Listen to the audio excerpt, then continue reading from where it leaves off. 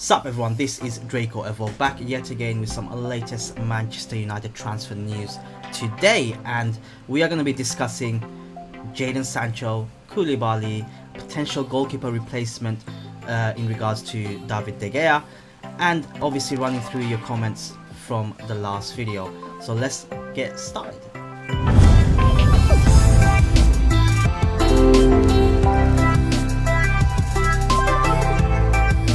First and foremost, if you are new to the channel, make sure you smash the sub button for everything related to Manchester United. You know, it includes transfer news, match reviews, previews, stats, etc, etc. But let's jump straight into the big news. It is details around Jadon Sancho. So apparently multiple reports are coming out and saying that Jadon Sancho's potential deal to Manchester United could be off because Dortmund's demands are a bit too high. This is an article from The Express, which is via Sky Sports as well. I'll read it out. Manchester United and Dortmund's negotiations over Jadon Sancho has reportedly hit a snag because of the German club's brutal demands. A £180 million price tag has been slapped on the England international, and any less will not be accepted. Dortmund had told the Premier League rivals that they were willing to accept the package, which included a paying in installments. However, the Bundesliga side have brutally requested £90 million up front, with the remaining £18 million spread over the coming years, according to Sky Sports. United were hoping to fund a move for Sancho by initially putting down £50 million, and the rest of the balance will be tied up in performance-related add-ons, appearance clauses and installments. A deadline of August 10th was set as Dortmund jet off to Switzerland for the pre-season training camp next week. August 10th, depending on what time when you're watching this video, is 2 days away. 2 days away from this potential transfer, right? Sky Sports added that United have already begun searching for alternative right-wingers, and they become less confident of striking a deal with Dortmund. Ole Gunnar Solskjaer has been linked to the move for out-of-contract star Willian, but the Brazilian has since agreed a contract with Arsenal. So that's the latest on Jadon Sancho. I mean, this is what even some of the tweets, an example of some of the tweets that's been happening. MUFC's move for Jadon Sancho has hit a snag, with Borussia Dortmund refusing to lower their £180 million valuation and wanting £90 million up front. United are considering alternative as they consider Dortmund's price too high in the current market. United have historically taken such a long time making deals, like whether it's big or small. I mean, for example, we go back to Paul Pogba, Harry Maguire, Wan-Bissaka. We all know they were coming eventually. Like, we all knew. Maybe not so much with Paul Pogba because it's such a high star signing, but with Harry Maguire and Wan-Bissaka, we certainly knew that they were coming. It was a matter of when, not if. And it's taken such a long time to negotiate, right? I don't understand how the negotiation process works at Manchester United. It's definitely not in par with some of the other clubs around the world, where they seem to be getting the deals done fairly early and quickly to get the player in and start preparation. With Manchester United, it seems like they haggle for £5-10 million.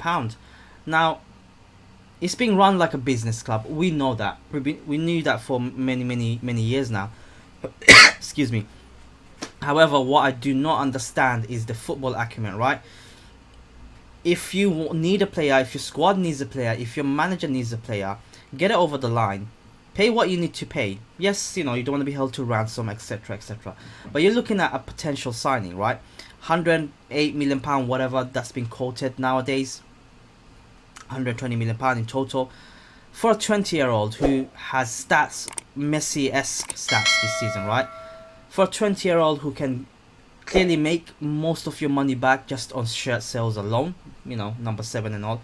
And also, he can easily give 10 to 12 years at the top level. You're looking at a £120 million investment over potentially 12 years. And with it can come potentially trophies, you know, Ballon d'Ors and all these advertisements, except however they want to market this guy. That's the problem I'm having. That's the problem I'm seeing. Like at United, they don't see their on-field success. Like they see the off-field success a bit more than the on-field success. Like on-field success is coming slowly, I believe, but I hope that, however the negotiations are going on with Ed Woodward, and there is a apparent third party involved agent who's dealt and come in and dealt with the likes of Dembele's transfer to Barcelona. That's what's being reported around some of the credible sources on Twitter. It just goes to show how silly we are or how stupid we are in terms of dealing with transfers. We do not have any negotiation skills when it comes to transfers. That's why we've recruited a middleman who will end up paying fee to him or her as well. And it does get a bit frustrating that the news broke out some time ago, right? Yet we're on August 8th now as of this video, and nothing's really developed. I reckon we're gonna sign him, but it's probably gonna drag on for quite a long time.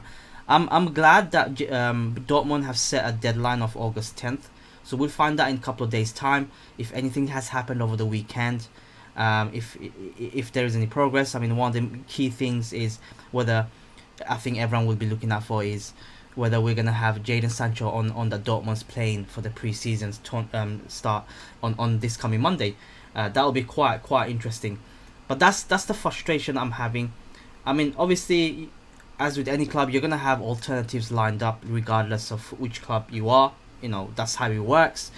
I've been seeing several names. Thankfully, it's not Willian, but Jadon Sancho for me fits that mold perfectly. He's got the goals and assists. He's got the experience in the top level already. You can say he's.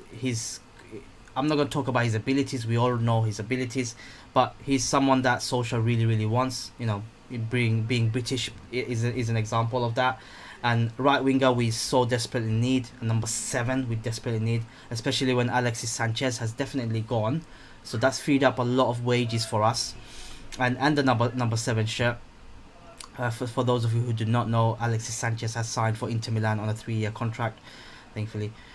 But that's the problem I'm having with United in regards to Jadon Sancho. Get it over the line. I understand that these deals, big deals, take a long time. But it's just that United are more into generating clicks, generating momentum, as for the reveal, and bang, is generating income. Whereas if you really look at it in a 50-50 balance, like, okay, yeah, you want to generate income, don't drag it out for 3-4 weeks, drag it out for maybe a week or two, right? Give the remaining 2 weeks that you are going to drag it out on top of the 2 weeks to the club, to the manager. He needs that player to come in, be in the first team, gel him into the tactics, into his philosophy, in with the players, and get the ball rolling. The season is not far away. We're looking at roughly a month away from the new season, just over a month, I believe. And players of his caliber, yes, they can come and turn on stars and whatever, but they still need time to settle in. Not probably to the country, because he's from the UK, he's from England. He was raised in England as well. But at least with the team, with the tactics and the philosophy of the club, that's gonna take the longest. From culturally, he's alright. Language he knows is England teammates with Rashford, Luke Shaw, etc., Harry Maguire. But that's the problem I'm having with United, right? Personally, for me, I think we'll find out on Monday. I'll keep an eye out on Monday and bring out a video for you guys. But don't hold your breath, if you're going to expect a deal anytime soon, especially when United are involved. I think this can potentially drag on for a long time and see how it goes. But that's the latest on Jadon Sancho transfer news. Next up, we have a goalkeeper potential replacement, right? So apparently Manchester United have sent scouts out to watch Italian international several times, and the Italian international we have is, where is he? Alex Meret is one of Europe's most promising keeper, right? Solskjaer wants to keep his goalkeeper options open should either David De Gea or Dean Henderson leave Old Trafford in the next 12 months. De Gea remains Solskjaer's number 1 despite a series of high-profile blunders in recent months, and the Spanish international is expected to start next season in goal for United. So that's Alex Meret. This is according to the Daily Star, and to be frank, you know, credit where it's due. You know, whether this rumor is true or not, we should, as a club, we should be keeping an eye out on players, right? We should be thinking long term as well. You know, snapping up players before they move on to bigger clubs. You know, technically bigger clubs. United, there's plenty of bigger clubs than United at the moment. But before they become stars. Alex Meret, I haven't seen him play at all. I'm sure a lot of us haven't, but I've heard a lot of good things about him. I play Football Manager, so I trust Football Manager stats and database, and he's a very, very promising keeper. Obviously, David De Gea is aging. He's starting to make mistakes. Dean Henderson's coming into the scene as well. Romero looks like he's probably going to go this summer, or this transfer window, you can say. So having another keeper come in and giving competition to whoever's the number one is always a positive move for me, in my opinion. We've always had world-class keepers in the last 20-30 years. I hope David De Gea has a good season, but he does have competition coming with Dean Henderson coming in. If David De Gea kind of fizzles out and wants to leave, whatever you want to say it, then yes, you know, you want to have another keeper. You want to have another backup option, or someone who can give you competition in several places. So that's the latest on the goalkeeping situation. I don't know how much truth is in that, but I thought I'd bring it into you guys. Moving on to your guys' comments. Obviously a few days ago, when the JADON Sancho news was breaking in regards to his contractual talks, I've done a video, and as I said, you know, get involved, guys. I'll pick up comments and, you know, discuss it with you. So Red Devil Weekly, make sure you go and check out his channel, give him a sub. He's doing some fantastic work there, all in regards to Manchester United news as well. He said, hope we can get him over the line by the end of the week, but big deals like this can be complicated. Hope this will be the beginning of a strong window. And I agree with you. I mean, obviously end of the week is gone, you know, technically as of today, but we didn't get it over the line.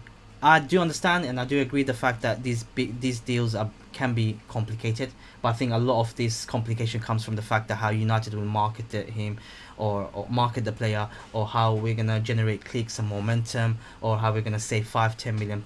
That's a bit of a shit show at the moment. And I hope JADON Sancho will be the start of something strong. We do need several other positions covered. The centre back definitely is needed.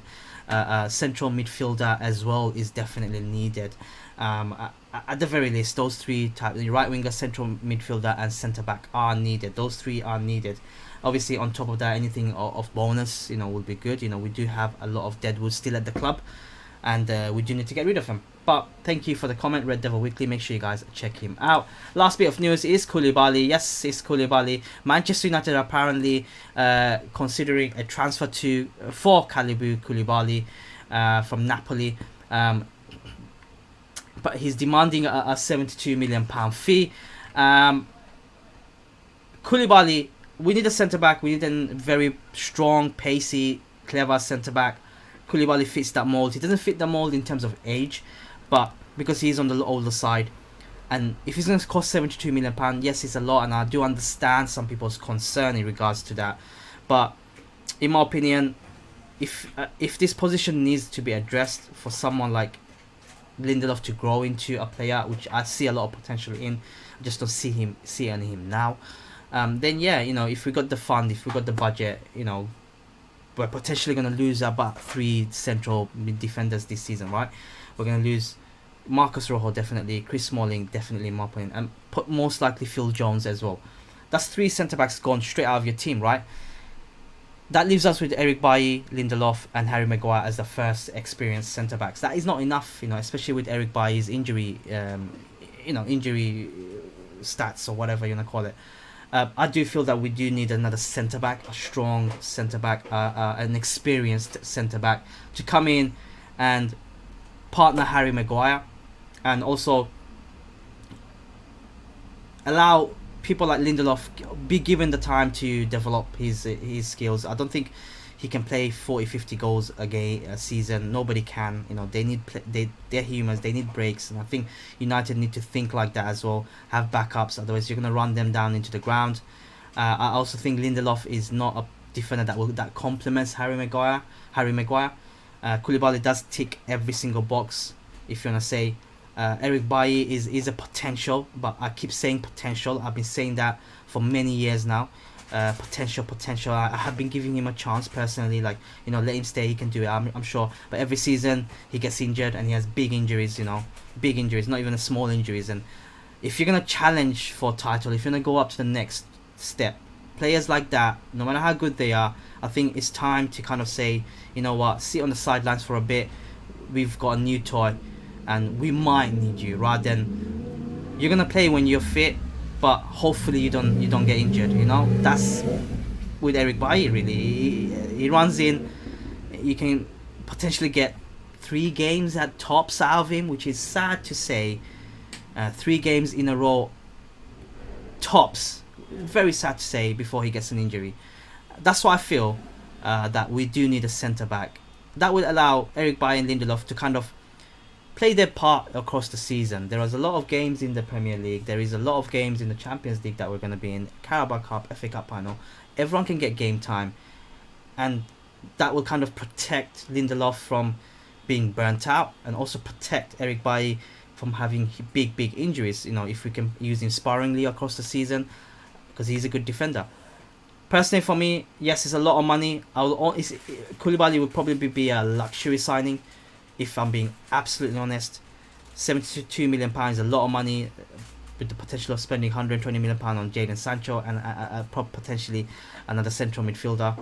However, if we can get him over the line, I won't complain, that's for sure. But that's the latest on everything Manchester United transfer news, obviously. Let me know your thoughts in the comments below, guys. Do get involved, and as always, I'll catch you guys in the next upload, and stay farafari.